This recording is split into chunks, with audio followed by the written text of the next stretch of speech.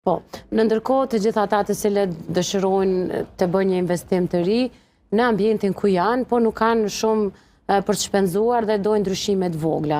A keni në kompaninë e juaj edhe diçka të tillë ku shkoni e shikoni, ta zëm këtë studio e shikoni dhe unë tham kam shumë pak buxhet, po dua t'i bëj disa ndryshime që bijnë sy. Çka rekomandohet në këtë rast pa shpenzime? Për shembull, një jashtag tjetër, një fotele tjetër, një tavolinë që është shpenzim i vogël, po që bjen sy shumë. Eksakt.